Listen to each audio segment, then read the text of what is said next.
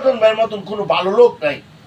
আবার ভোরবেলা যদি আরেকজন যে মোরসালিন যে 600 দেয়, আরে লটন ভাই টাকা পয়সা নেই, তার নেই, তার ভালো নেই, এই মোরসালিন নিতে 600 টাকা পাইছে।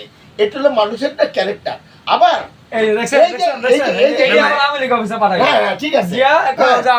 এইটা ভোট দিতে না পারা, আবার যদি দেখা গেলে ভোট কেন্দ্রে ভোট দিতে না পারলো, তখন হয়ে যাবে স্বৈরাচার। এবং মানুষ তার নীতিগতভাবে ভোটটা চায় এবং পয়সা খাকা না খাক। আমরা মুসলমান, কিন্তু আমাদের ইমানের জোরটা কম, এই কারণে ইলেকশনে আমরা বিক্রি হয়ে যাই।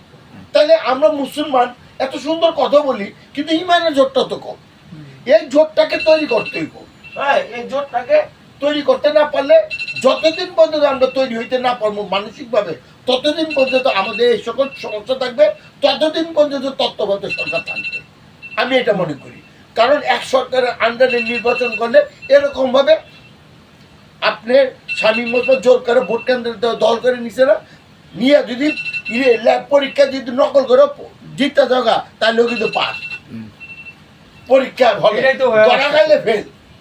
শামীম মোহাম্মদ বা আরো যারা আছে, এরা ক্ষমতা দিয়ে ভোট কেন্দ্র দখল করে না, আরে বাঘের বাচ্চা এত ক্ষমতা আছে, তুই পারছ। মানুষের এই নৈতিকতাগুলি থেকে বেরিয়ে আসতে হইব। আমাদের ক্যারেক্টারটা যদি আমরা এখান থেকে বেরিয়ে না আসতে পারি, তো ইন ফিউচারে আমার কি দরকার?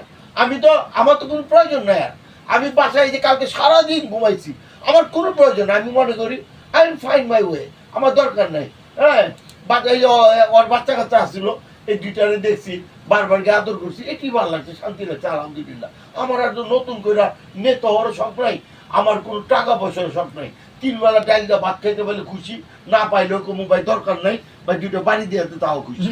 মনে সাহস আছে, মনে জোর আছে, কিন্তু আমার শখ নেই। কারণ আশেপাশে যখন দেখি যে সাথের লোকগুলো যখন আমি দেখি যে আমার থেকে হারায় জায়গা, যখন প্রয়োজনে তারা সরে জায়গা, যখন টাকার লোভে তারা আমার বিরুদ্ধে চলে জায়গা, আত্মীয় স্বজন যখন দেখি ক্ষমতায় পূজারি, তখন বুঝি যে এই আত্মীয় স্বজন বা এই লোকগুলি আমার লাভ কিনবো থাকবে, তাতে বলো দরকার নাই। আমি শান্তিপ্রিয় মানুষ, শান্তি মনে যে জোর নাই, মনে যে সাহস নেই, তা তো না। মানুষ তো সালাম দেয়, তা আমারে বাইরে সালাম দেয়, মনে ভালোবাসা দেয়, ডরেও দেয়, ভালোবাসা দেয়, ডরেও দেয়, আদর করেও দেয়। তা এটা বুঝতে হইব যে মানুষ শক্তের ভক্ত, নরমের জম।